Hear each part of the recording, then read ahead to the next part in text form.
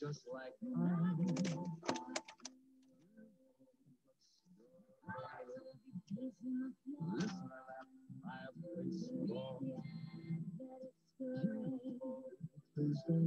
ahead and get started. So where's my script? Here it is. So I'm Regan Wrinkle. I'm the Community Foundation serving Southwest Colorado's Executive Director.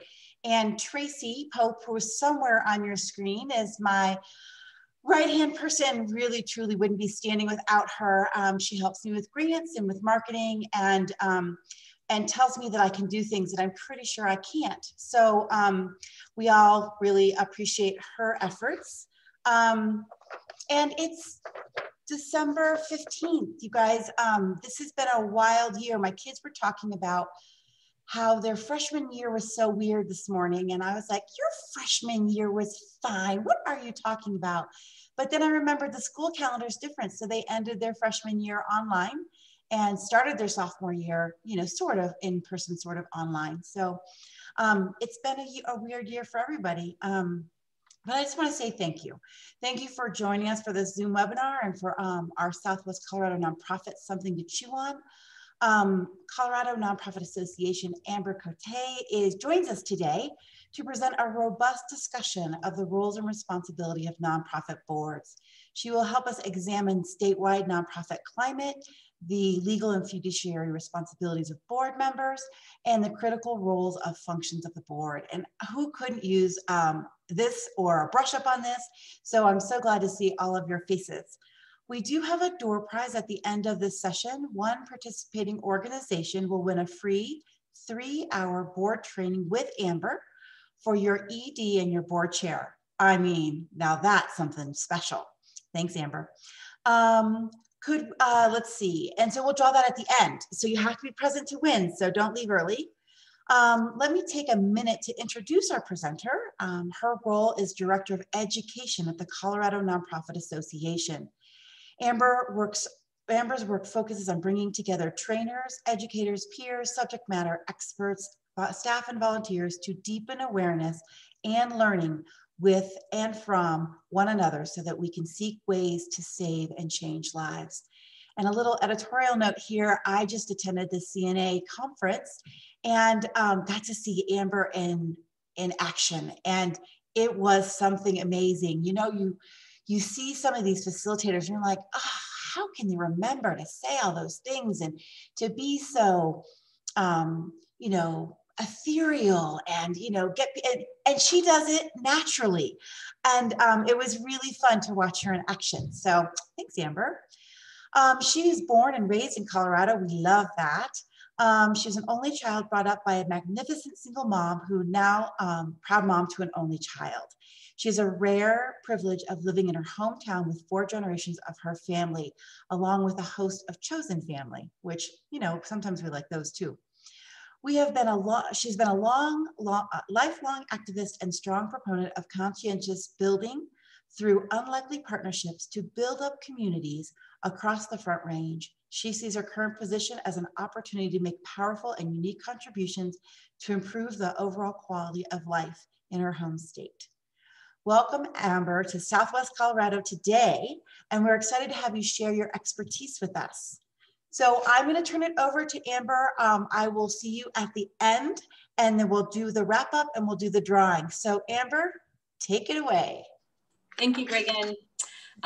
Thank you all for being here. It looks like from what I can tell, we've got a little over 30 folks on the call today.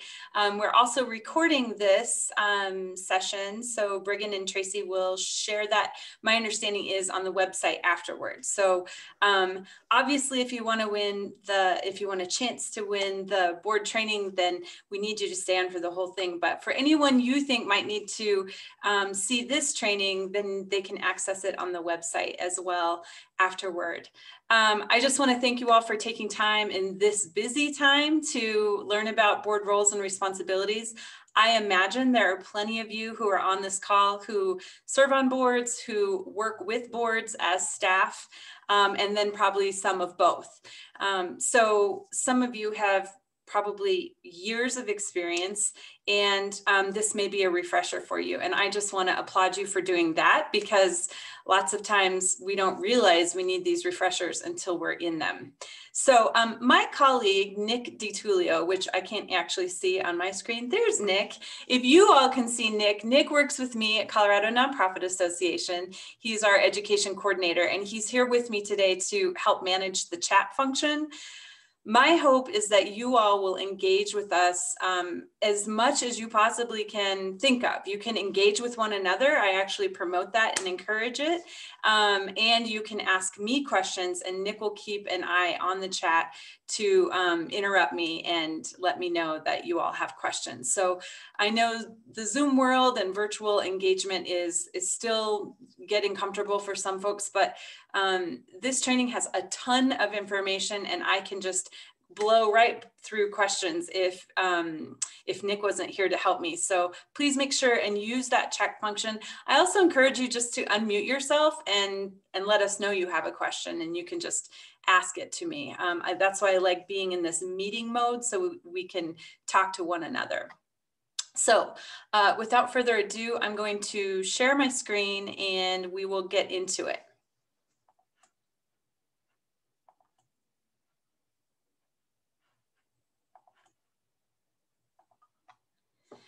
So you know my name, I'm Amber Cote. I have worked in the local nonprofit. When I say local, I'm in Colorado Springs. I've worked in this sector here in my community for around 25 years, serving on boards and working for boards. I've had some wonderful experiences and some really dysfunctional experiences. So I can speak from both sides, and I'm happy to share those experiences with you. And also, if any of you have anything that you can relate to in this training, please feel free to share a story in the chat as well, because that's what really humanizes some of this somewhat dry information, even though it's really important. So I'm obviously with Colorado Nonprofit Association. We are a membership organization that serves the state of Colorado and nonprofits all over our great state. We have a little over 1,700 members, and we help nonprofits through things like this, education, professional development trainings. We also support public policy on behalf of nonprofits. We have many, many resources through us as humans, our network, and then also on our website. So if you have a membership, please use all of the benefits. And if you don't have a membership, you can certainly reach out to us later and we can talk to you about it. Or we want to make sure that we're serving every nonprofit, regardless of membership or not. So please go to our website at coloradononprofits.org and learn more about us and see how we can help you. So this is our agenda today. As you can see, it's a lot of information in a short amount of time. So I'm going to go through this as quickly as possible.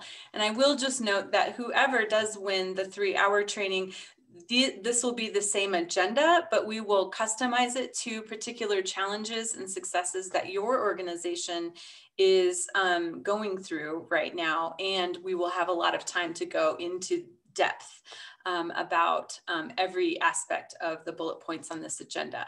Today, since we have 90 minutes and now less than, I'm going to have to go through it pretty quickly. So I apologize if it feels like you're getting more than your brain can process in a 90-minute session.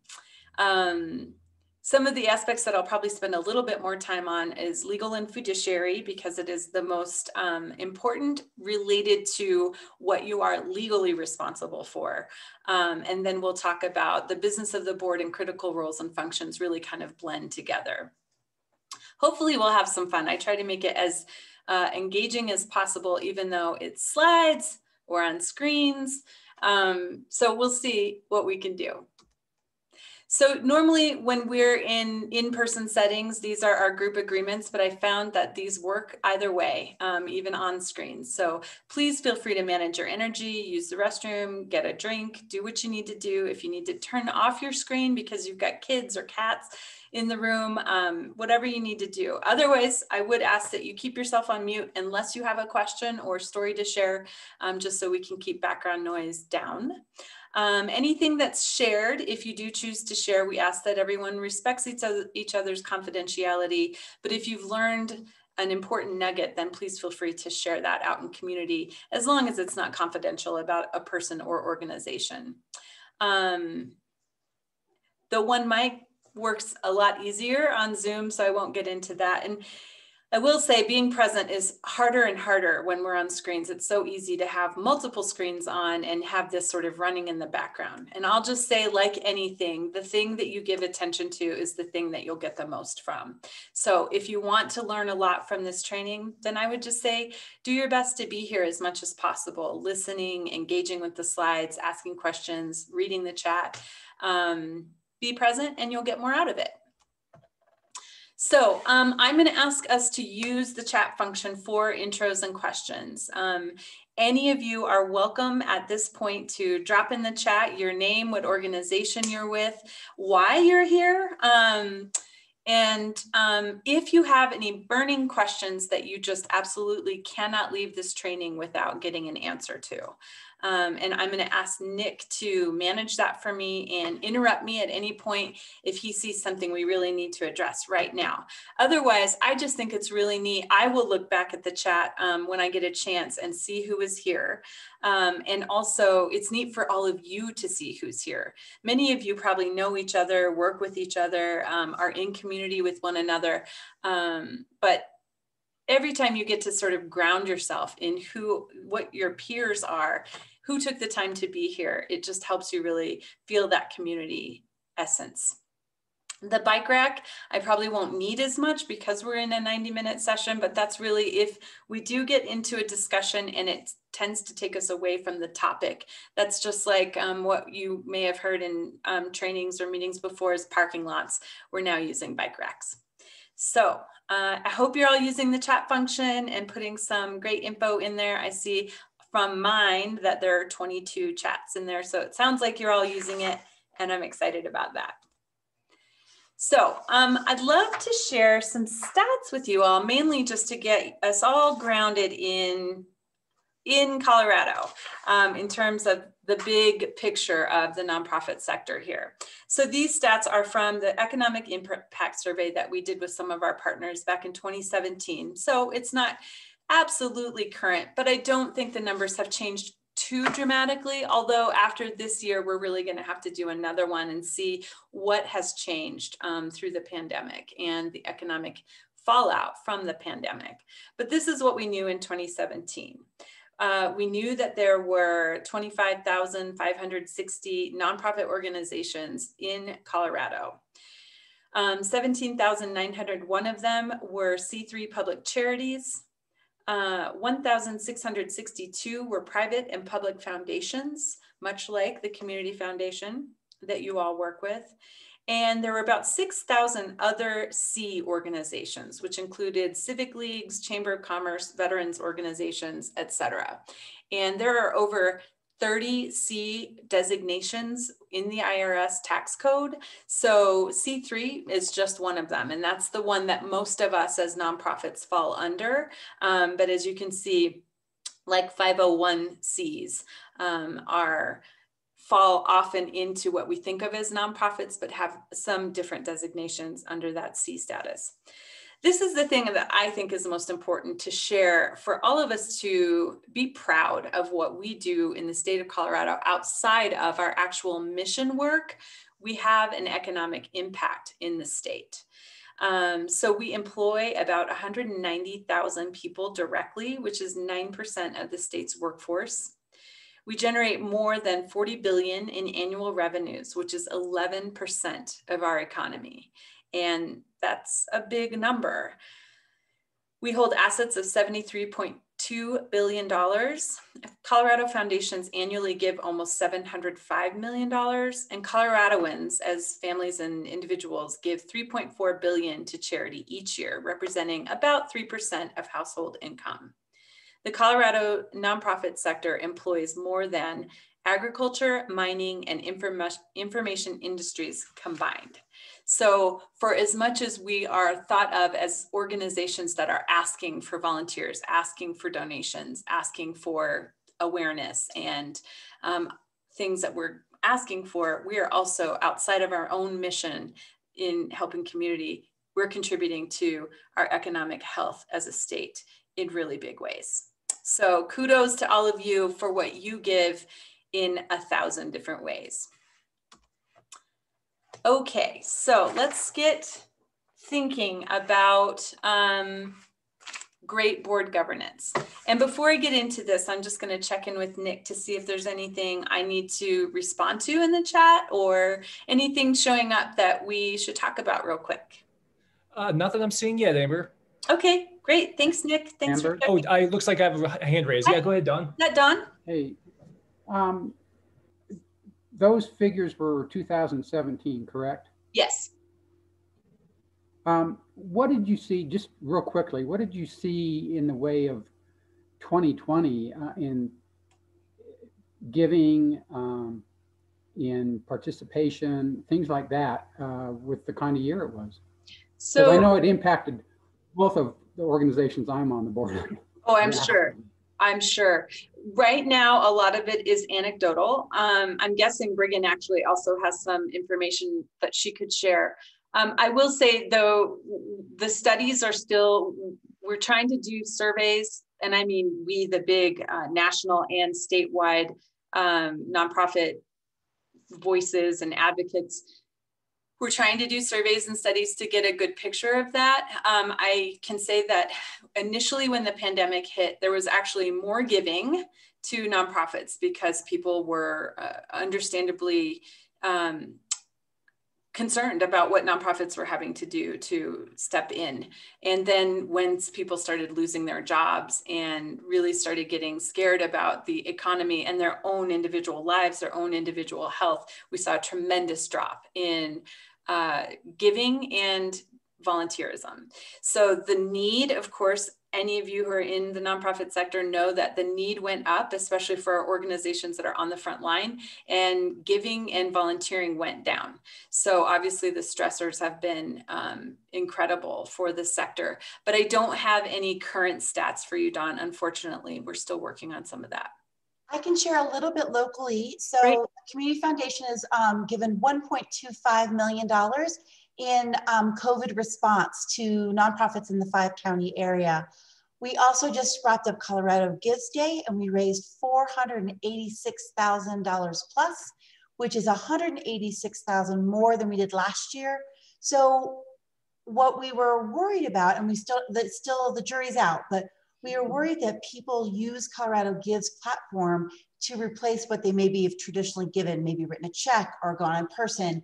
But the anecdotal information we're getting is people got new donors, gifts were bigger, and people did better at Colorado Gives. So we're really seeing a lot of generosity still coming through for nonprofits. I know a lot of our nonprofits were supported by statewide organizations.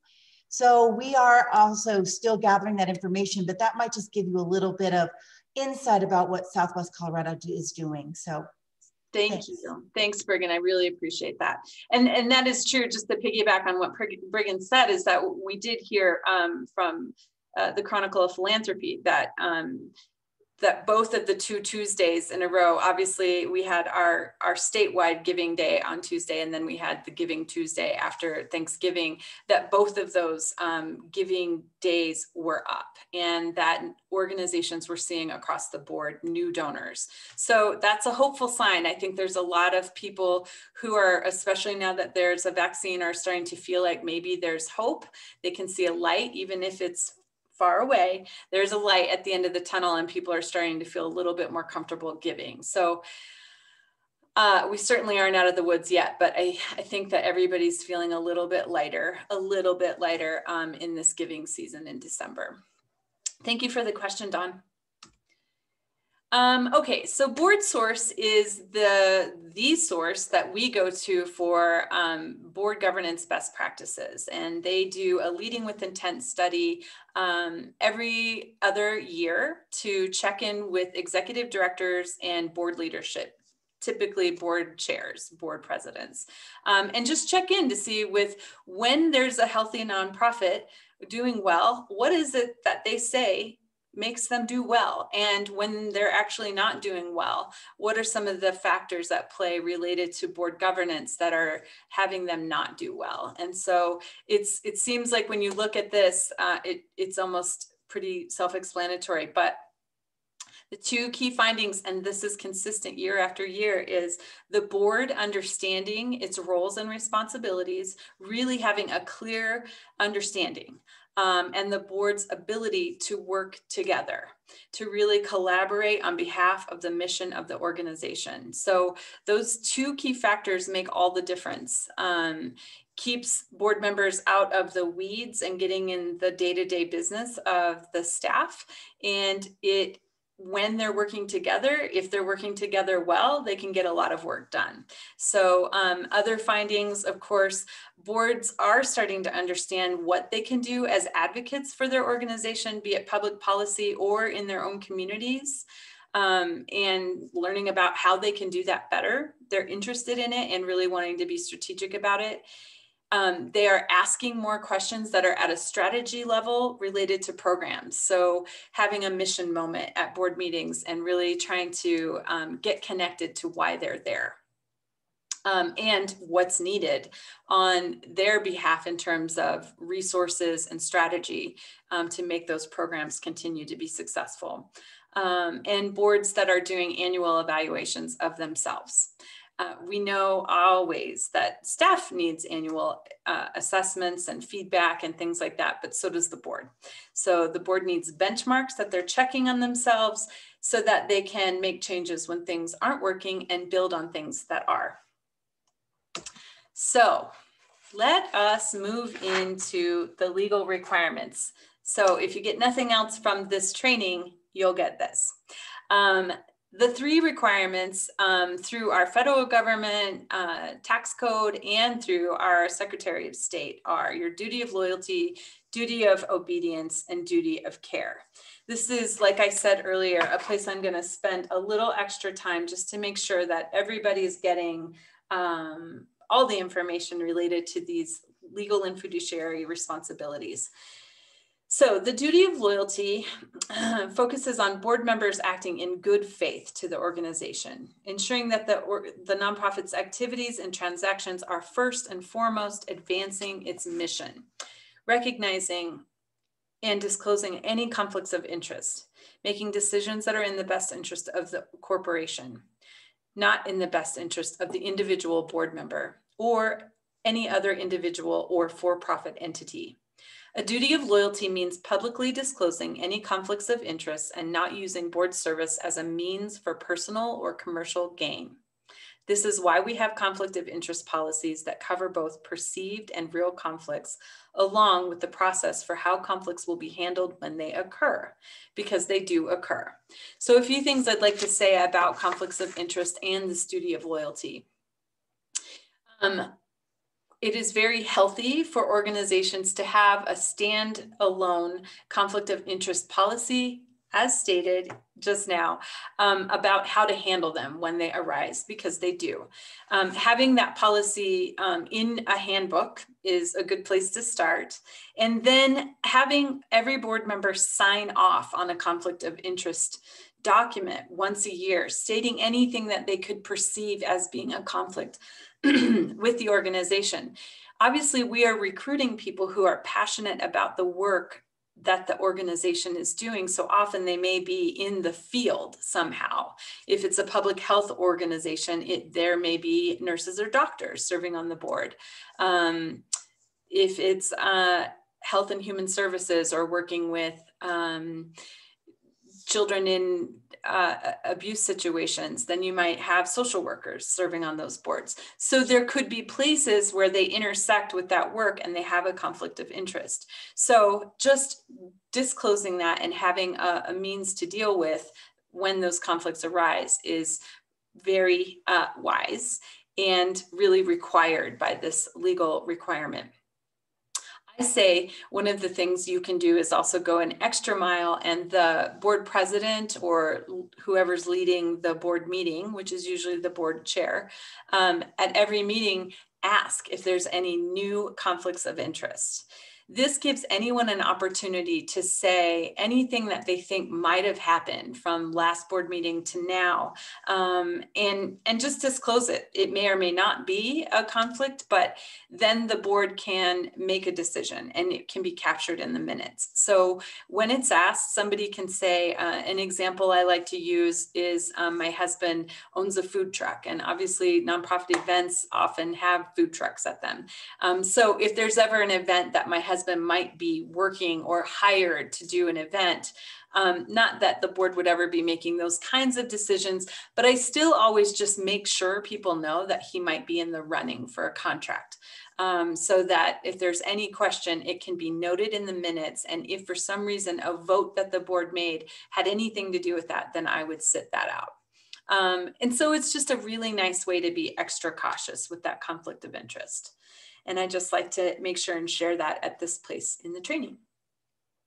So duty of obedience means that board of directors must make sure that the nonprofit is abiding by all applicable laws, rules, and obligations, as well as its own bylaws, and doesn't engage in illegal or unauthorized activities. The duty of obedience also means that board of directors must carry out the organization's mission in accordance with the purpose they stated in getting qualified as a nonprofit organization. For example, if your bylaws state that board members are expected to attend 80% of your board meetings, then you should. And if there's a board member not attending 80% of the meetings, then someone needs to have a conversation so that you are following the laws that you set for yourself in your bylaws. If there's an expectation that board members give financially, then they should. And if they're not, then that conversation also needs to be had. Every board member should get a copy of the bylaws when they come onto the board. In a board handbook is usually a great place to put that so that they can review them. And if there's ever any question about whether they're following a law that you were set for yourself, they can always refer back to your bylaws. Bylaws can also be altered and updated, and often should, because sometimes they're not applicable as the organization grows and changes. This is a matter of self-governance, and boards are expected to manage themselves. Setting policies is a critical function of a self-governing board. The duty of care, to take care of the nonprofit by ensuring prudent use of all assets, including facility, people, and the goodwill that the organization has set in the community. Duty of care means that board of directors must give the same care and concern to their board responsibilities as any prudent and ordinary person would. This means board members should be actively participating in board meetings and on committees. It also means that they should be actively working with other board of directors to advance the organization's mission and goals. They can fulfill their responsibilities by overseeing and monitoring the nonprofit's activities. The board of directors should be able to read and understand financial reports and be willing to question expenditures and examine variances. They are also responsible for strategic planning and achieving the nonprofit's short and long-term goals. So I have a couple things sort of ad hoc, but related to this that I like to share in this training, related to care, loyalty, and duty.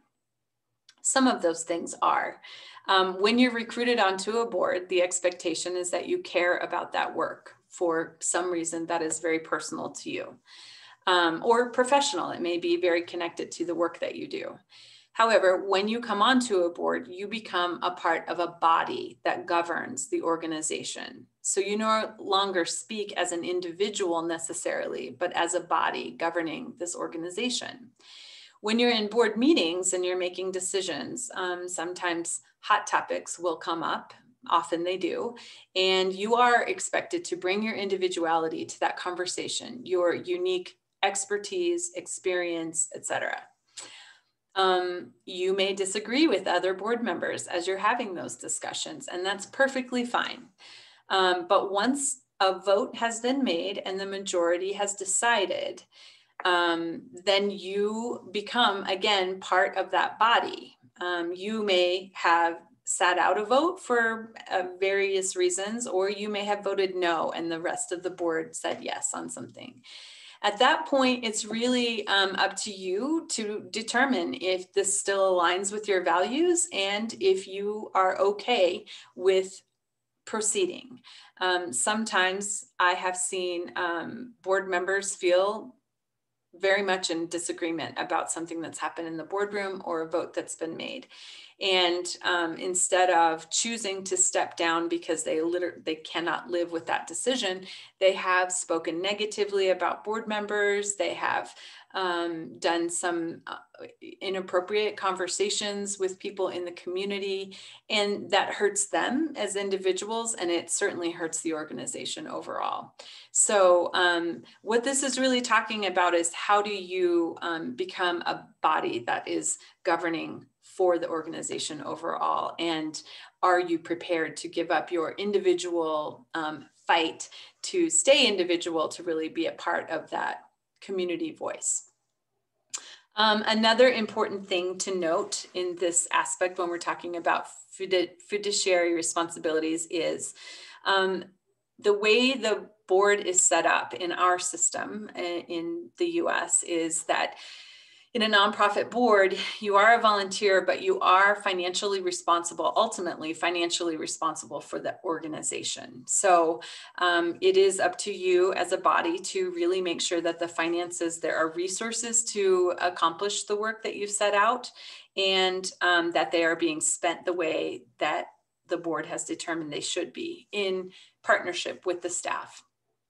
So you usually will have a finance committee or at least a treasurer who is really getting into more of the details of the finances, but you should be able to read them.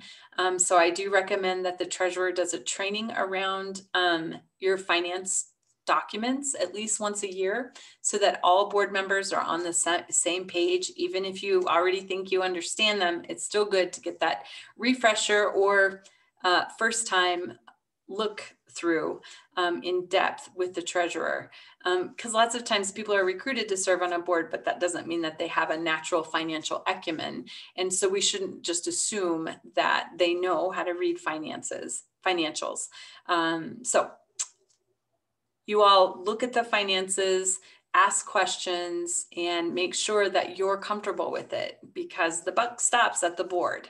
And to the extent that if the organization found itself in a legal situation and was sued financially, that can go all the way up to the board members, and board members can be personally liable. And the reason I note this is because obviously can be a rather harrowing fact if someone didn't know that when they came onto a board. But if your organization has a directors and officers insurance policy, that should cover you. So I always say to make sure when you're interviewing to be serving on a board to ask them about their D&O policy, and it's something that should be checked on annually to make sure that you have enough coverage to cover your board members and any volunteers that are serving with the organization. If you have a current policy, it will cover board members past up to now, and will remain as long as you have the policy, and also other volunteers. So those are things you want to check on as you are proceeding with your board service. And that's a good place to stop and ask if there are any questions, Nick. So nothing specific has come through yet. I did have a general question. Okay. In general, for anyone who wants to add into this, if they have a great board evaluation form or template that they use, feel free to throw that into the chat. We'll be keeping an eye on that as well. Carolyn, is it Carolyn? Caroline. Caroline. So do I understand then that volunteer board members are not subject to the Colorado Volunteer Protection Act?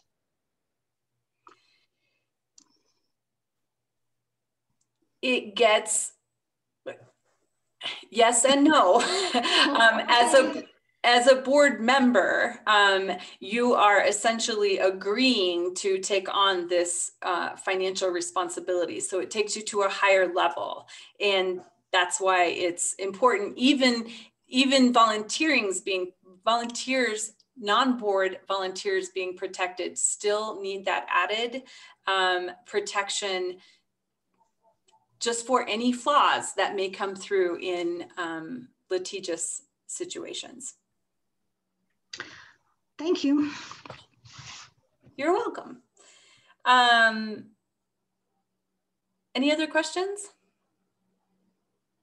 Nothing yet, but again, everyone, feel free to type them into the chat if you don't want to come off of mute, and I will relay that question. Great. Thanks, everyone. Thanks, Nick.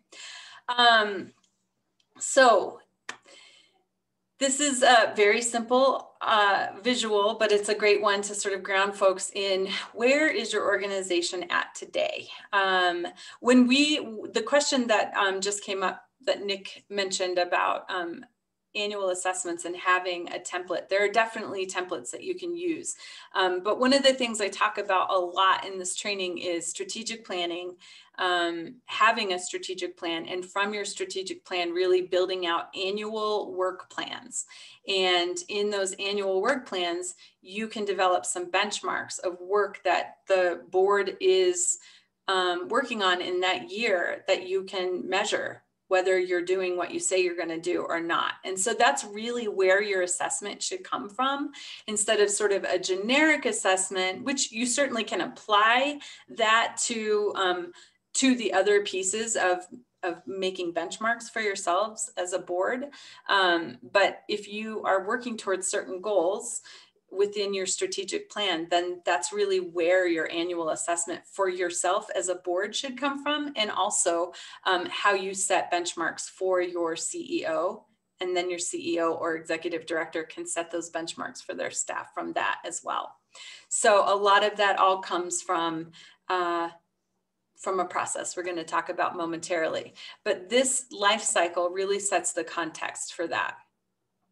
So I ask people when they're considering serving on a board to ask the board that is interviewing them where the organization is in its life cycle. Because if you know yourself, you know what kind of work you like. I have a colleague who loves to be at the startup phase of any venture. They love like building ideas and brainstorming and being scrappy and having more volunteers doing the work than staff, and really that entrepreneurial mindset. And then I have some other friends and colleagues who love actually the decline part, because they like to really help organizations coming through some challenging times and to think new and different and to breathe life into something that may have been doing something good, came up against some challenges. So it's really nice to have an understanding of yourself, what you like to do, and then learning about the organization. If you're working for an organization or you're currently serving on a board, this is also a great discussion to have with your board. Where are we as an organization and where are we headed? Obviously, startup is very much the beginning. The idea and startup phase is usually a founder and some friends. They may be actual friends and family of the founder, or it may be friends of the idea, people who are really excited about not the person with the idea, but the idea.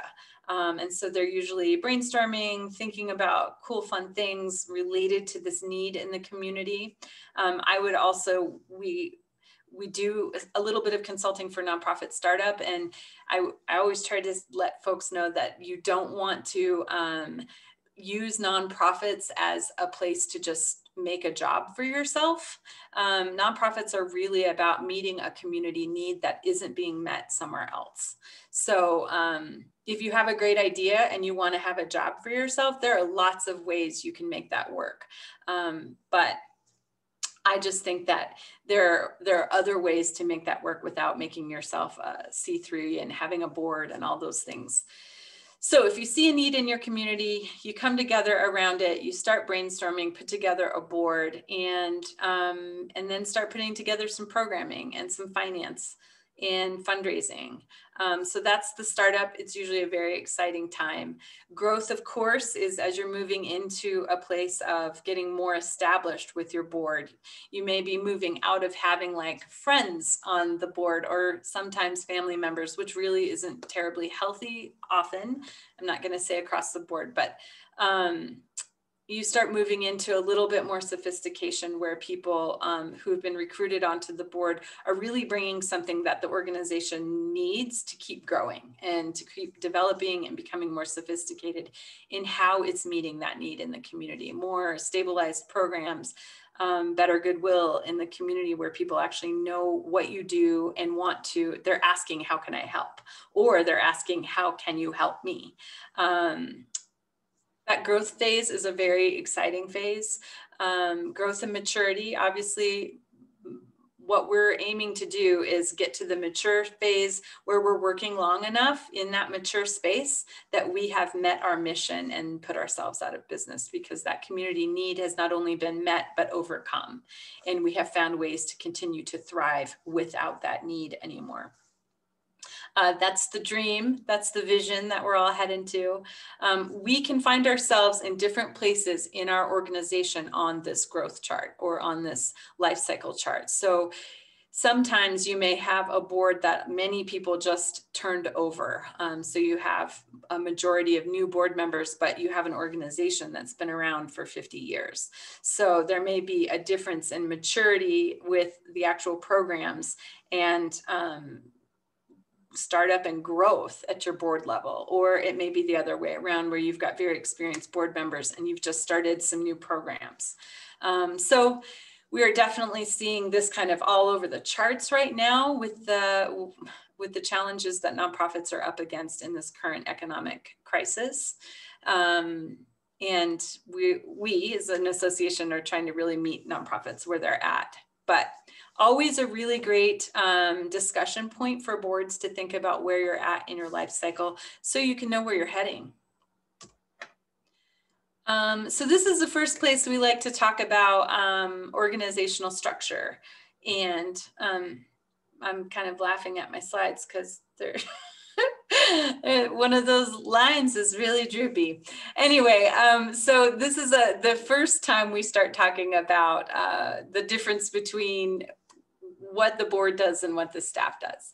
So the board really sets the vision, and the vision is the big why. Why do we exist, and how will the world look different when we have accomplished the work that we have been doing? On the other end of probably many years of work, how will the world look different? That is the big why and the vision that the organization or the nonprofit board is set for being responsible for. The vision may already be set when you come onto the board, but it's then constantly checking in to make sure the work and everything you do is leading you towards that vision. So setting the vision and then making sure you're on course to follow your work towards that vision. And then the mission is the what and how you are getting there. So vision is very visionary and big. It's the long journey, and the mission is how you are managing and navigating that journey.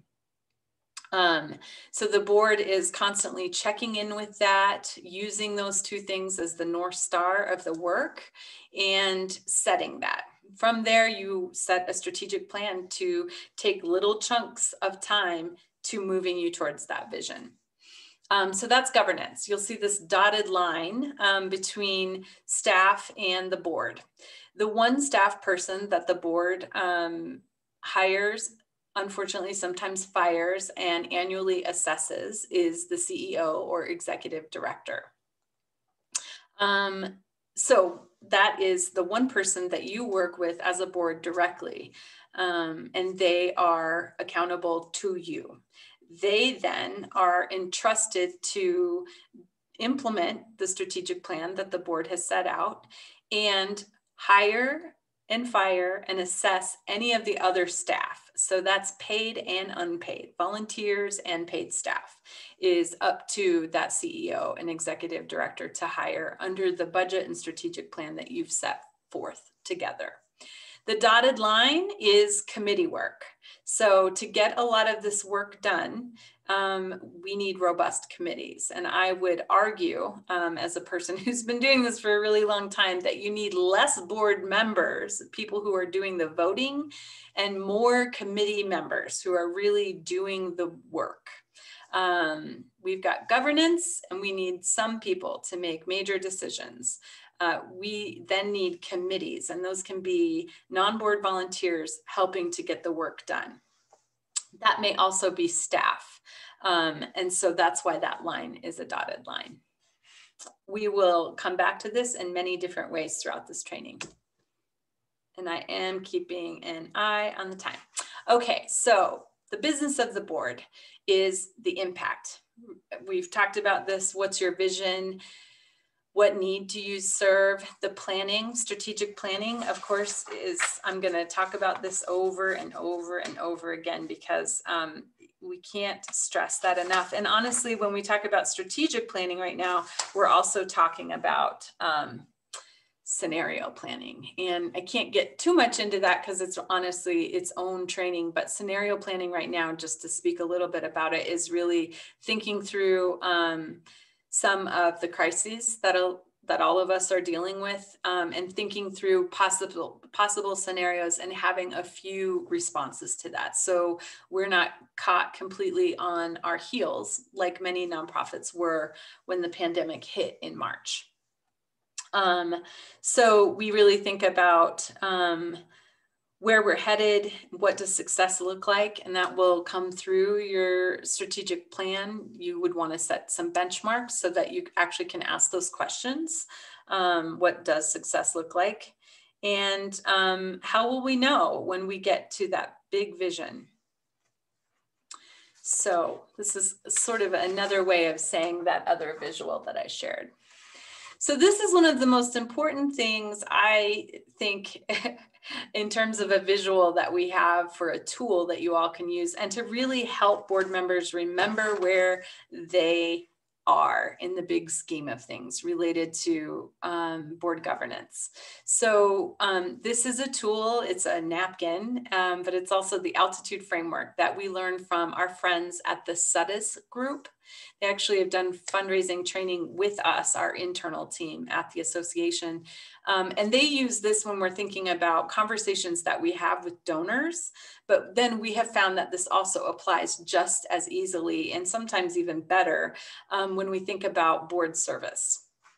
So 30,000 foot, and of course we love this analogy because we're all mountain people.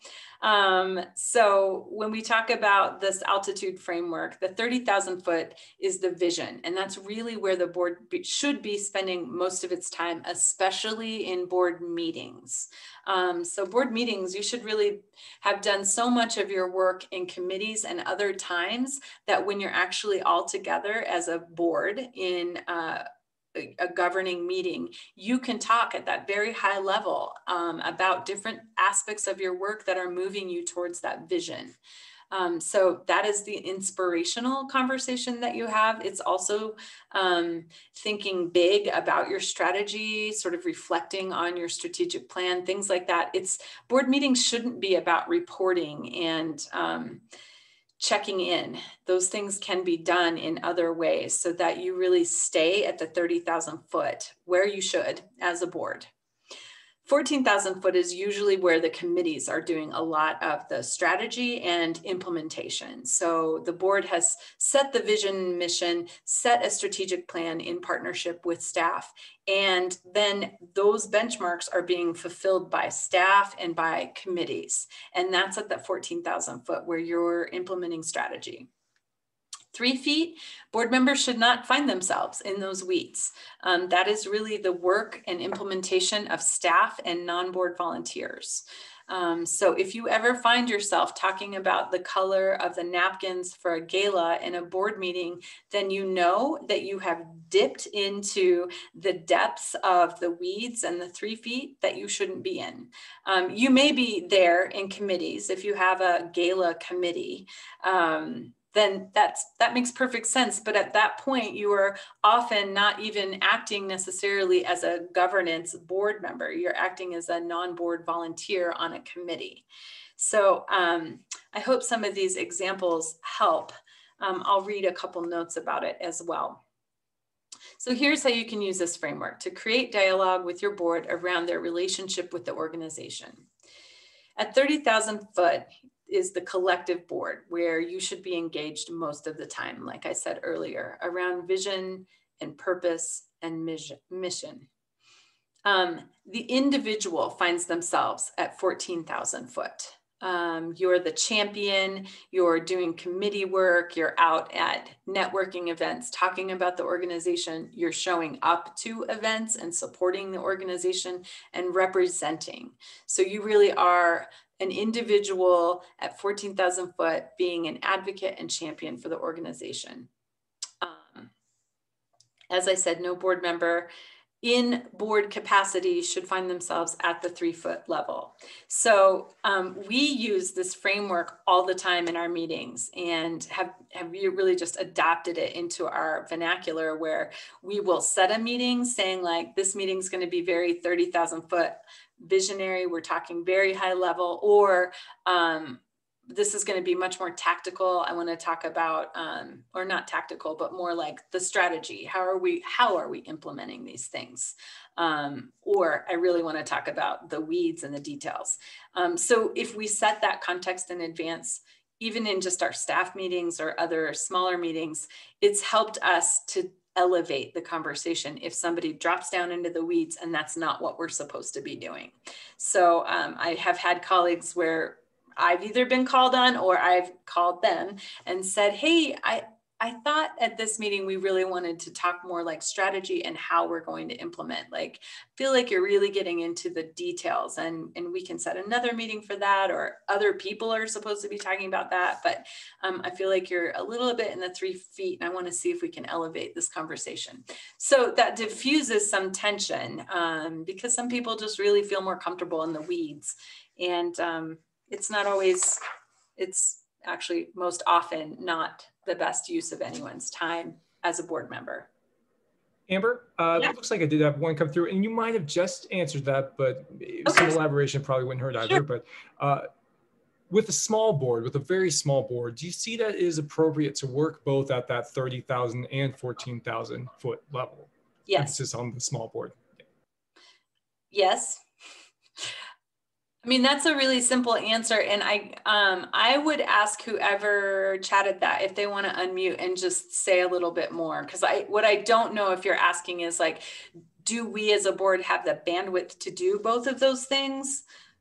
Or should we be doing those things? Is it you, Don? Hi, Amber. Yeah, it was me.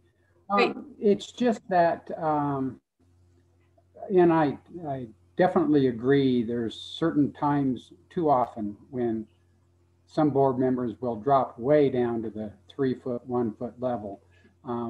But in the case of most boards that I've been on, there's only occasionally when you're really up in the vision and when you're working on a strategic plan, or maybe well, you know, you're doing at that level, but most of it, it seems, is all right. Now, how are we going to meet that strategic plan? You're into the strategy with most all of the board activities and board meetings. Yes. Agreed. I mean, to me, that actually sounds like what I would say, though, when I say agreed is I think that is what happens. I think that in some ways you can. I'm not even saying you should do this, because obviously I would want to know more details, but just sort of generally speaking, I think that you could possibly have board meetings less often and committee meetings more regularly.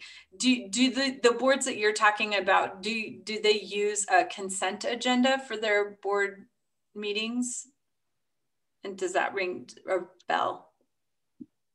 You ought to, I think I know what that means. You ought to go ahead and define that for everybody Sure. else that's on. But in general, yes, we use a consent Consent process. agenda. Yes. But, yeah, go ahead. No, you go ahead, Don. You have the floor. No, so we do that, but we're at a stage where we don't even have the committees set up, and that's really the reason why the board is working at both those levels. Understood. I definitely support this altitude framework in that context, that committees really, you know, get the running instructions from the board, and then they go out and do it separate from those board meetings. Yes. We're just not there. I hear you. And thank you for even saying that, because it's so true. Like when I do a training like this is all like the best case scenario, right? Like all boards can be at all these levels. And so this is really sort of setting some goals or some things to think about, to like, we're heading in that direction, especially boards in rural communities that may not have access to a lot of people to serve on committees. One thing I have found working with a few rural committees that has been like a strange benefit and disadvantage in the time of COVID is that they've been able to recruit more people to committee work, because we've got Zoom and we, can access people that may not have been able to drive in or whatever. But in the same respect, there's also the challenges with internet. So that's all a thing. But I feel like what you're getting what I'm saying though, right? Like there's just a real distinction between, we're at a board meeting and we're talking very high level, and now we are talking. So, I mean, you could even do that, just like call it out in a board meeting. Like we're going to be moving from 30,000 foot into more of our strategy and talk about like, how are we meeting some of these benchmarks? Whatever works for you all. I think the main thing I always am trying to convey is like boards shouldn't be in the weeds. So, okay. Board affairs and governance. So, this is the place I usually find myself when I'm serving on a board, is a governance chair. So 3 of the committees that I think should be pretty standard. And again, just as Don was pointing out, if you don't have a lot of people, it's hard to have a lot of committees. So I understand that. And these can be overlapping sometimes with people serving on a couple committees. Executive committee can also be the governance committee, as long as they know that that's what some of their responsibilities, because it's also a lot just to be on the executive committee. So let me just say the 3 committees I think that are standard and that are ongoing is the executive committee. And executive committee is usually your officers, and then anyone else you think is pertinent to the conversation of executive committee. And often if you have multiple committees, it will be chairs of those committees as well. So president, vice president, secretary, and treasurer. Those are your officers. Those are usually the people who serve on the executive committee, which can also serve as a governance committee if you are low on people. And then you can add ad hoc members to that executive committee as needed, related to leadership on the board. They're usually all board members. And CEOs, executive directors, often attend executive committee meetings just as a participant and to hear what's happening at that level of the board leadership. Then there's governance committee. Governance committee, when it is at its most robust, fills a lot of responsibilities. They do the recruitment, the onboarding, the interviewing. So everything about bringing on new board members, making sure that the handbook is up to date, the handbook has everything that's needed, and that there is a continual talent pipeline happening and growth consideration for the board. Governance committee also is making sure that there are annual reviews done for the board itself. So it's essentially the committee that's looking internally at the health of the actual board, making sure that there are committee members and that that we always have talent pipeline building for leadership. So the next president, the next vice president, so that we're never caught completely off guard if something changes unexpectedly. It's nice to have a group of people whose sole job is to make sure that the actual board is running well and doing what the board is supposed to do. So they're really kind of ticking off all the things that we need in this board to make sure it's running well. Often a governance committee will also be in charge of making sure that you're checking the bylaws and making sure the bylaws are updated. And then a finance committee is the other committee, which we'll talk more in depth about when I get to the treasurer aspect, but that's just the third committee. Usually the treasurer is the chair of the finance committee, and they're the ones who spend a lot more time digging into the finances of the organization. So that's what I'll say right now about that. Those are the three committees that we usually have standard. And then you can have ad hoc committees for a bunch of other things, for fundraising, for membership, for programs. And that's, again, very high level. You can have a little bit more in the weeds, kind of like you have a development committee that might then form another gala committee that gets really into the details of something. So committee, I can't say enough about that. And the beauty about committees is you get to invite other people in that may not be board members. You don't want to burn your board out. So the more people you can invite in to serve in very specific volunteer roles, and many people feel like this is an elevated role, so they like to serve on committees. They have fun, they make friends. It's also a great way, if you're thinking about inviting somebody to serve on the board, to try them out. They get to try you out as a culture, and you get to try them out if they're a good fit for your culture as an organization. So committees are a wonderful tool to get work done, to get to know people, to engage more people. Obviously can't say enough about committees. Governance committee, though, is a very important committee to helping the inner workings of a board working well. So you all are in charge as board members of vision and mission, and many of you will already have a vision and mission in place. But I do like to give these examples just so people have a real understanding when I'm talking about the big why. Some clear examples. So Alzheimer's Association, a world without Alzheimer's and all other dementia. So that is a tremendous vision. They are not going to see this vision through tomorrow. They know that this is many, many decades, if not more, of work ahead of them. But that is the long-term vision.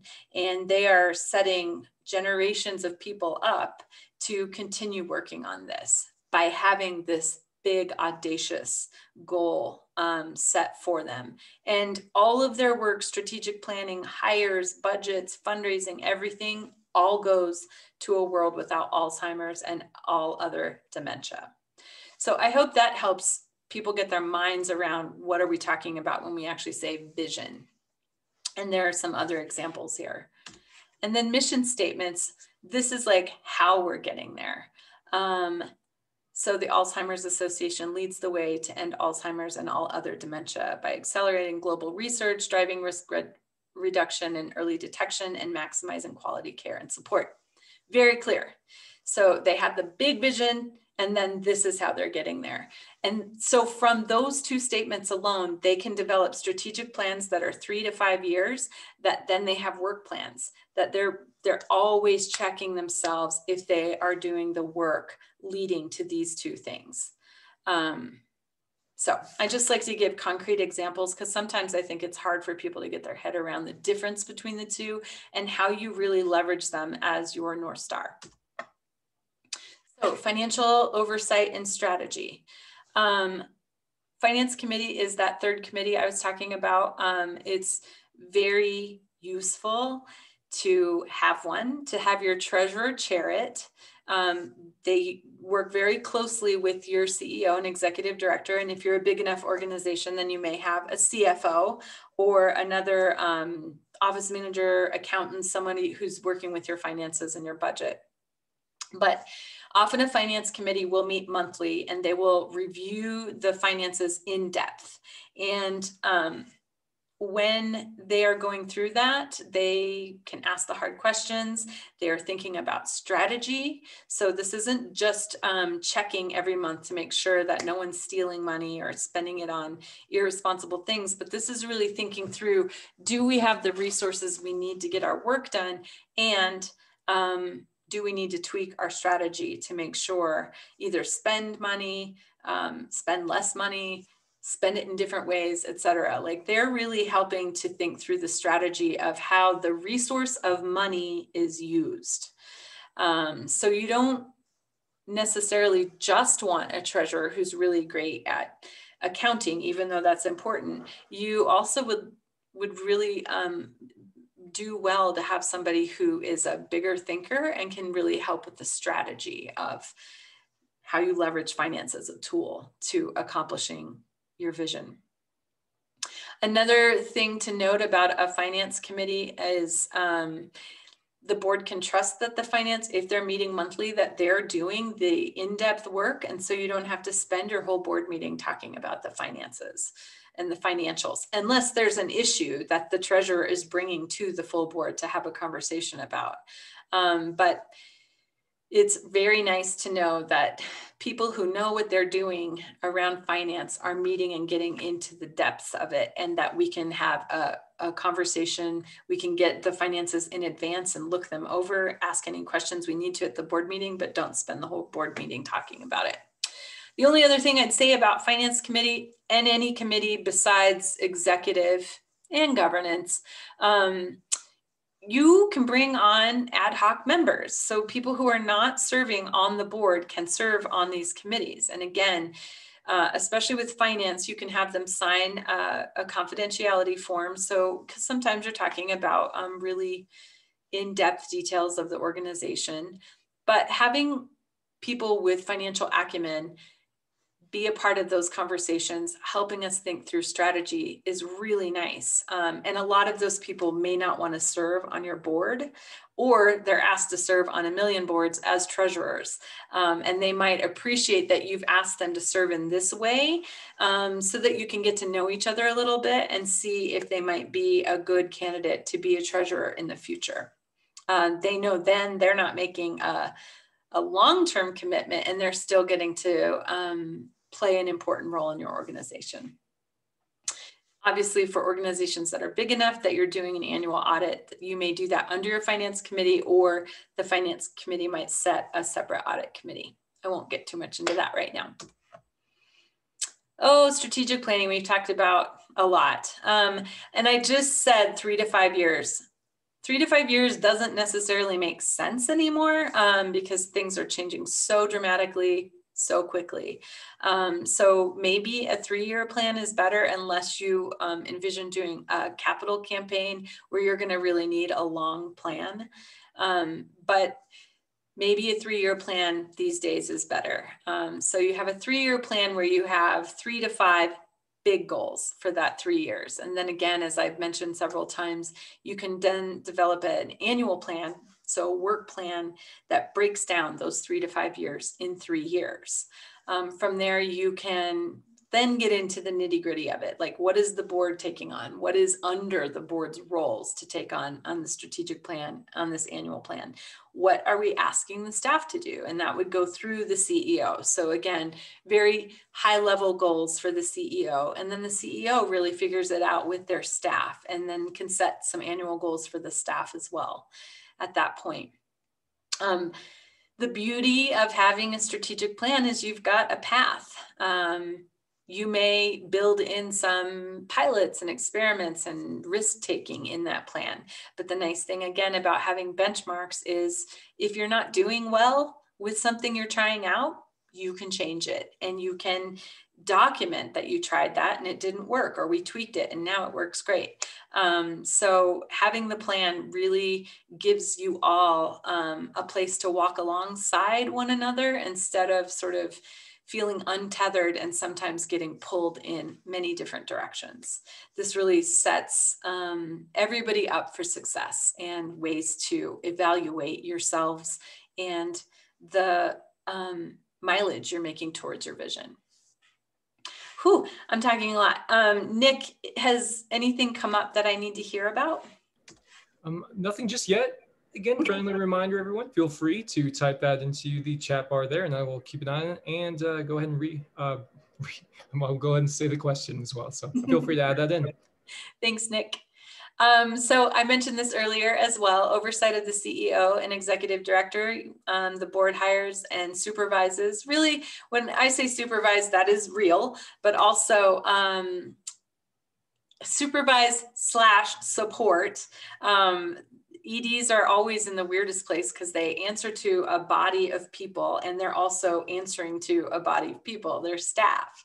And they're usually in this like middle awkward, I've been an executive director, so I know this sort of awkward balance that ED CEOs are always having to navigate, and they often don't have many peers to share. So at least when the board is really being a support system, also, especially the board chair, it's really a critical function, I think, of the board. Tara, do you have a question? Oh, okay. I'm sorry. You're just the first face that I've seen on the little sidebar. I'm like, oh, hi. So I just want to make sure I wasn't missing something. So obviously annual evaluation. And then of course, very rarely, but it definitely does happen where a CEO needs to be let go, and that is the board's responsibility. And then they set very high level policy. And that is, they work usually very closely with the CEO around personnel, legal compliance, policy. So I've covered a lot of this. This is sort of redundant, but I'll just show you again. This is board staff relationship. This is the board to the staff, sets policy, ensures necessary resources are available. You know, I will go back with that note. It's a good reminder that the board also in all of your responsibilities annually, and you start usually with your finance committee, you set the annual budget, and you do that in partnership with your executive director or CEO. But you're setting that as well. And that, of course, is supported by the strategic plan and the goals that you have. Once you have a strategic plan, you have goals, you have to set up the idea of where is the money coming from and how are we going to spend it. So that is the budget that you all are responsible for setting annually. And usually, often it starts with the CEO in some kind of draft form, and then you all kind of start tweaking it to make sure that it works and that it feels responsible and manageable. The thing is that a lot of times boards, if they're not grounded in responsible board governance, they may set a strategic plan and an unreasonable budget, assuming that a CEO or ED can just continually fundraise. So I strongly recommend that boards consider anytime they're setting an annual budget that they're really thinking about how those resources are going to come in and really help develop a plan. It doesn't have to be in the weeds. It definitely should be pretty high level, but it helps you be sure that you have thought about what you're asking of the CEO and the staff to bring in those dollars. Because there's nothing worse. And I can speak from experience that from getting a budget that is, the goals are so lofty that it creates burnout. And there's no pathway, just a lot of really lofty goals and no way to actually have the resources to get there. So that is something that the board should be responsible with the CEO to determine. If we're saying this is money we're bringing in and money we're expending, how is that actually going to happen? And then also in the budget conversation, I would say make sure that you are budgeting for professional development for your CEO and giving them a line item to support professional development for their team. And that can be unpaid and paid staff. Everybody wants to be appreciated and valued and grow as professionals. And so the nonprofit sector is never going to pay any of us $1 million, or it shouldn't. but there are other benefits to it besides the good feeling we get in our heart. And a lot of that is investment in professional development, flexible schedules, being able to work from home used to be a thing. Now it's just an expectation. But anyway, just think about your staff as you're building out your budget. And then this is the CEO's responsibility to the board. So they demonstrate leadership internally and externally. They oversee organizational management. They are trusted to implement the goals that you've set for the daily workings of the organization. So they oversee the finance, operations, programs, and fundraising. Once you have given them the overall high-level charge, they serve as the liaison between the board and staff. Although I will say recently, I've had experience in which I really think that boards should have a clear process for if staff needs to talk to the board because there's any kind of issue. And this isn't just a whistleblower policy, but really if there is an issue with the executive director or CEO, there needs to be a clear path spelled out in policy by the board of how a staff member would communicate with the board.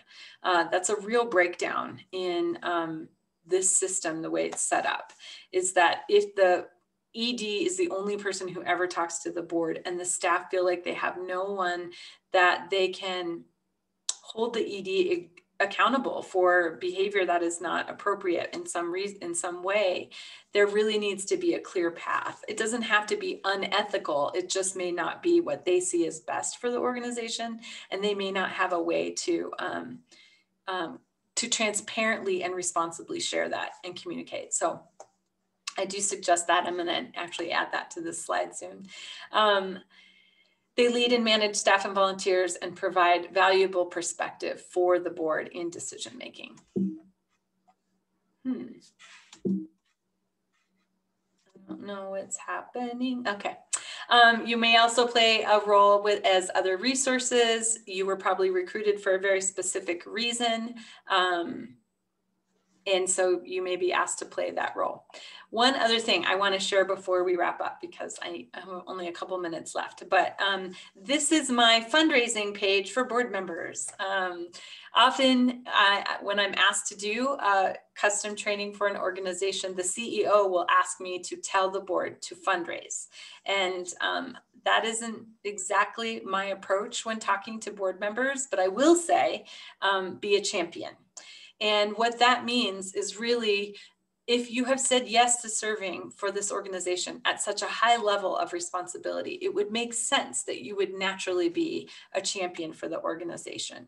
So that means telling everybody you know who you think would care about this mission about it and inviting them to participate in any way that makes sense. It doesn't have to be that you sit down with someone and ask them for $5,000, but it can be that you invite them to an event to participate. Maybe there's someone who actually could even use the services. So you tell them that it's a thing that exists and what they do.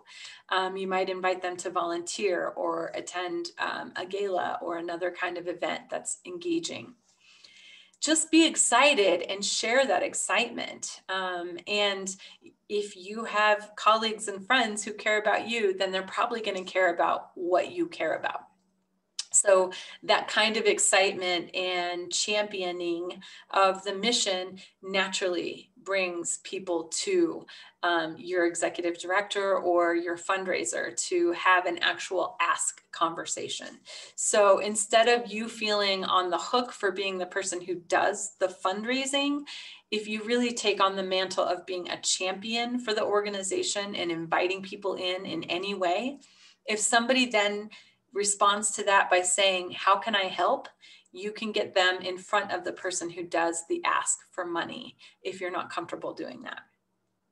The other side of this is that all board members should give.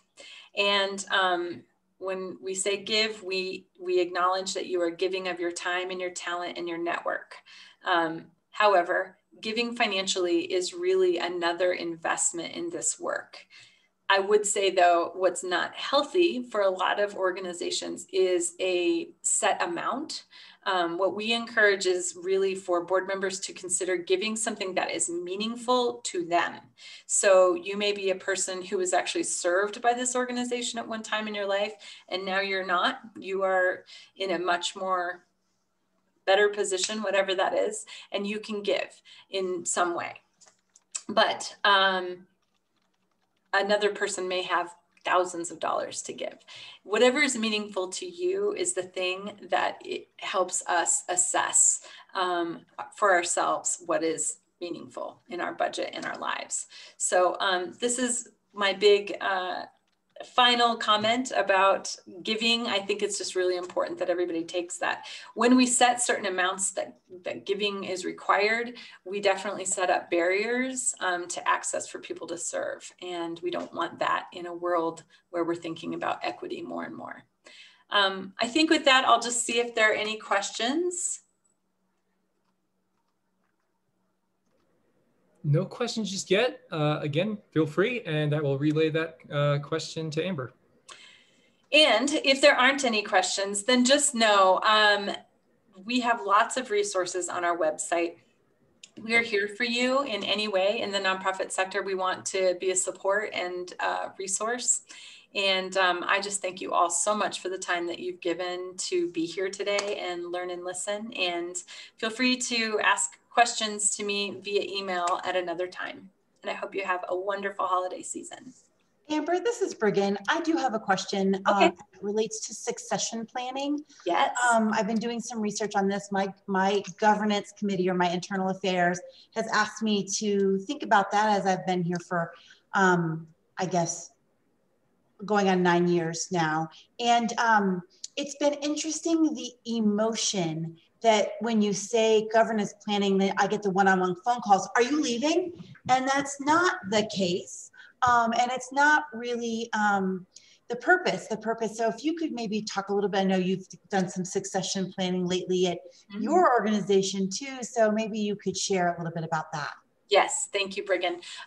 So succession planning is that like next layer of sophistication and definitely responsibility of the board in partnership again with the CEO. Like what Brigham's just described is the healthiest way to approach this, is talking to the CEO about someday you will not be the leader in one way or another. So we may have an emergency plan, just God forbid something happen, or you win the lotto and you move away overnight to the Bahamas. Or as you think about retiring and doing something different. So it is a board responsibility. You can form a separate small committee to work with the CEO to develop a plan. And that should be documented and spelled out how it will work in terms of like internal candidates, anything that you might already have planned. You definitely want documentation and partnership with the CEO as you're building out that plan. And I would say proper succession planning can be anywhere from 6 months to a year if you combine an emergency plan and a long-term plan. Does that answer your question, Brigham? Absolutely. I just think it's good for people to hear, because I was surprised by the emotion Sure. that concept brought up. And so to take it down and say, and to even start the conversation on your website, I found a great article to start the conversation. This is not, you know, that the CEO is leaving. This is a planning document. And so just even starting the conversation with the elephant in the room exposed from the beginning, so that nobody feels like there's something secret going on. Absolutely. And especially, I mean, when you think you're building the talent pipeline of board members, you should be thinking always about like, how do we make sure that the leadership is robust and strong, building up the CEO we have and are ready for whenever they choose to transition. Yeah. Thank you. Yeah. Anybody else want to weigh in on a question?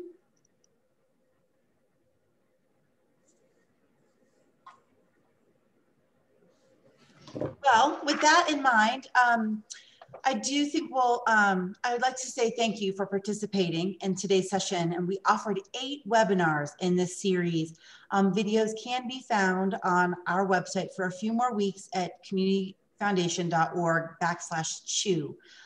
We are updating our website, so they won't be there forever. So if you do want to share them with your staff or your board, do so in the next couple of weeks. That would be great.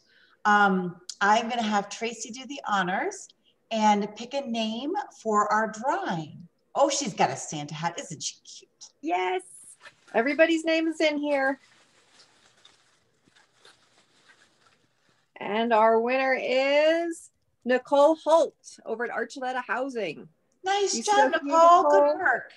Yes, great. So Nicole, we'll get you in touch with Amber so you guys can plan out that session.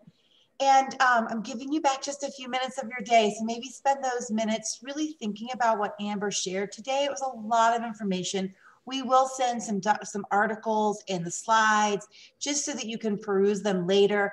But it would be a great time while it's fresh to write down some things that really resonated with you, maybe some goals for you for this coming year. It's like almost time for New Year's resolutions.